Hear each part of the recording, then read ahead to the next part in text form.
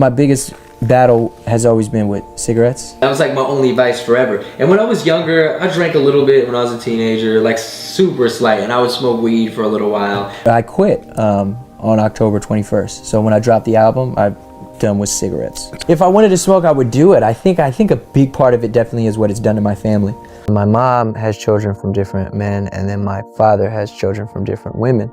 But when growing up, a lot of the things that I witnessed in my household, I think I kind of tuned them out. My father's, addiction to crack cocaine and my mother's addiction to alcoholism. And so my father, whom I love, I really do, he was never there for me. He stole my fucking identity before I was 18. We have the same name. He maxed out credit cards. He fucking told me, son, I'll be there.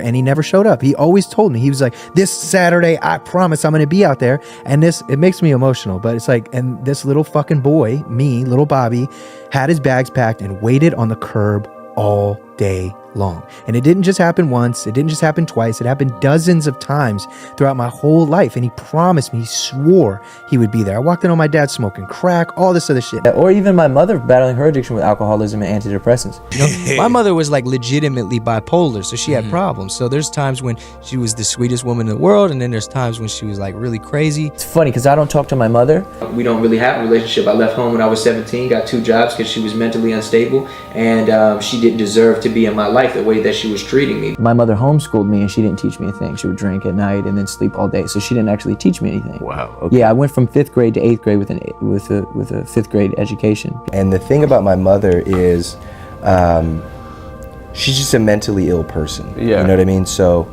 She'd been raped, sexually assaulted her entire life, molested as a child. Right. And these are things that fuck with you. Now you take that plus drug use from LSD to alcohol in general, then antidepressants, but mixing antidepressants with alcohol, like on an insane, it's the gnarliest shit. So it's like you have a tortured soul here. But also the gnarliest part is my mom's fucking racist. I call my mother, having not spoken in a few years, and I'm just like, look, respectfully, I don't talk to you because of you and because there is no mutual respect here and it's your way or the highway with everything.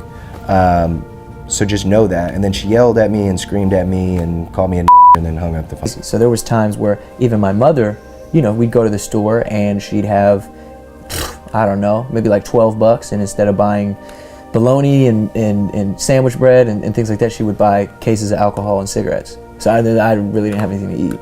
There's one time in specific that I remember where she like choked me and she almost killed me. And I was a little kid. What was it over? I'm being a little boy, I'm just running around, having a good time, whatever, and she just had this breakdown, almost as if she was like murdering me. I'll never forget it. She was angry, she goes, that never happened, blah, blah, blah. And I was like, whoa. But then I step back and I go, well, that just goes to show how sick she is. Like, not like sick person, literally sick, mentally sick, where you don't even remember almost taking your own child's life. So these are the things that I have to deal with. Like race and all that other shit, who gives a fuck about that? Yeah. These are the things that you have to overcome. Because like my mother was not a mother. Like my mother is Mary Jo. That's my mother, she's my godmother. And I've known her since I was about 13 years old. That's my mother. That's not to discredit my biological mother. I'm just saying the person who really raised me and gave me the mentality, helped in the mentality. Because I don't smoke weed, I don't drink, I don't run around in the streets, I don't be fucking a million bitches, I don't this. And it's like, it's kind of sad to say, but it's because I saw it in my family. I saw what happened. So it's like I saw my brothers hustling and being in the streets and, running around with guns and fucking different bitches and getting people pregnant. I saw my sisters getting pregnant and having kids at 14, 15 years old. I saw, what addiction did to my father. I saw what it did to my mother.